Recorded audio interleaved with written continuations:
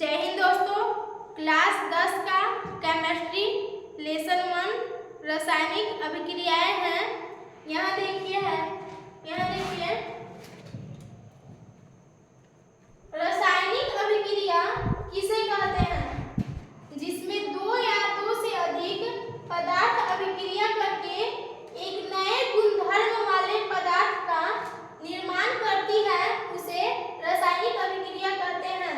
Example में देखिए 2H2 plus O2 2H2O, hydrogen मिला प्लस ऑक्सीजन मिला तो H2O जल का निर्माण हो गया। अब देखिए इसे हम दैनिक जीवन में भी देख सकते हैं, जैसे मनुष्य का सांस लेना, हमारे शरीर में भोजन का पचना, वायु भोजन का पगना, वायु के संपर्क में आने से लोहे में जंग लगना, जैसे में और बहुत सी हो सकती है। कागज का जलना, लोहे में जंग लगना रासायनिक अभिक्रिया का उदाहरण है। नोट में देखिए दूध से दही बनना, मोमबत्ती का जलना, ये सब रासायनिक अभिक्रियाएं हैं। नोट में देखिए रासायनिक अभिक्रिया को रासायनिक परिवर्तन भी कहते हैं। अभिक्रिया में परिवर्तन देखिए क्या है? अभिक्रिया में परिवर्तन देखने के लिए निम्नलिखित तरीके हैं, जिसमें से मुख्य 3 तरीके हैं। देखिए रंग में परिवर्तन, अवस्था में परिवर्तन, तापमान में परिवर्तन। अब देखिए नेक्स्ट देखिए अभिकारक किसे कहते हैं? तो देखिए वह पदार्थ जो किसी अभिक्रिया में भाग लेते हैं वह अभिकारक कहलाते हैं। एग्जाम्पल में देखिए यहाँ एग्जाम्पल में है Mg प्लस O2 मिला तो MgO का निर्माण हुआ। Mg यानी मैग्नीशियम और O2 यानी ऑक्सीजन और MgO यानी मैग्नीशियम ऑक्साइड। अब देखिए उत्पाद किसे कहते हैं? तो देखिए किसी भी अभिक्रिया के दौरान नए गुणधर्म वाले पदार्थ का निर्माण हो उसे उत्पाद कहते हैं। एग्जाम्पल में देखिए Mg प्लस O2 प्राप्त हुआ, दोनों मिलकर MgO, मैग्नीशियम और ऑक्सीजन मिला तो मैग्नीशियम ऑक्साइड प्राप्त हुआ।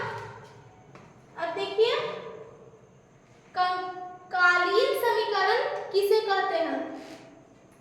अभिकारक और उत्पाद दोनों तरफ अणु का बराबर न होना उसे कंकालीन समीकरण कहते हैं, जिसे हम असंतुलित समीकरण भी कहते हैं।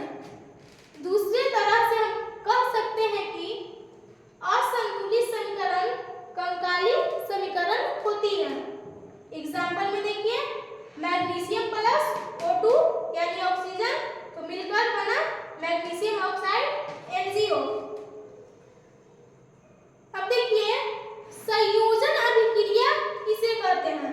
तो देखिए वह अभिक्रिया जिसमें दो या दो से अधिक पदार्थ मिलकर एकल उत्पाद का निर्माण करती है उसे संयोजन अभिक्रिया कहते हैं।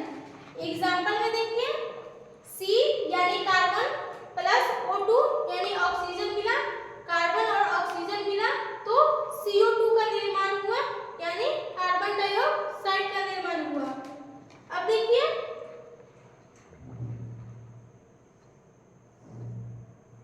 ऊष्माक्षेपी अभिक्रिया किसे कहते हैं?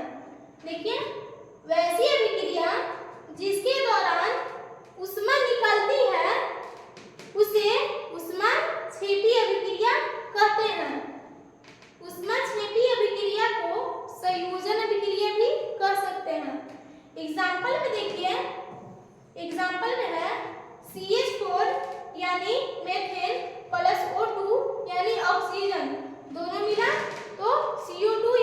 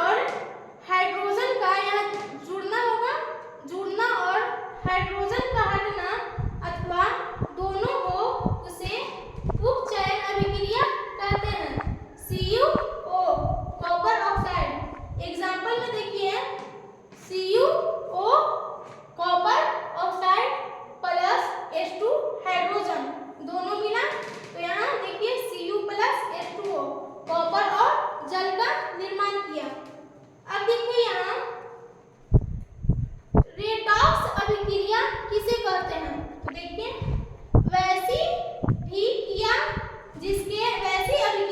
अभिक्रिया होगा, वैसी अभिक्रिया जिसके दौरान अपचयन अभिक्रिया और उपचयन अभिक्रिया दोनों हो, उसे रेडॉक्स अभिक्रिया कहते हैं।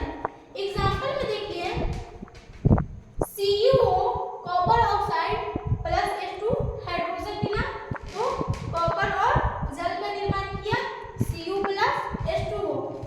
अब देखिए, संक्षारित किसे कहते हैं? तो देखिए, वैसी अभिक्रिया जिसमें हवा, जल, नमी, अम्ल इत्यादि के संपर्क में आते ही अभिक्रिया करके किसी धातु की सतह को कमजोर कर संक्षारित करने लगता है, वैसी अभिक्रिया को संक्षारित अभिक्रिया कहते हैं। संक्षारित मतलब होता है झरना। जैसे में लोहे की वस्तु पर जंग लगना, ये है संक्षारित अभिक्रिया। अब देखिए, संक्षारित किसे कहते हैं? संक्षारण के बचाव के निम्नलिखित तरीके हैं। देखिए कौन कौन तरीके हैं? धातु की सतह पर पेंट करना, धातु की सतह पर ग्रीस लगाकर रखना। अब देखिए, जस्ताकरण करके विकृत गंधिता किसे कहते हैं? देखिए, विकृत गंधिता किसे कहते हैं? यहाँ पर हो जाएगा अलकतरा लगाना, जंग से बचने के लिए ग्रीस लगाना, और जंग से बचने के लिए ये सभी तरीके हैं। अब देखिए, विकृत गंधिता किसे कहते हैं?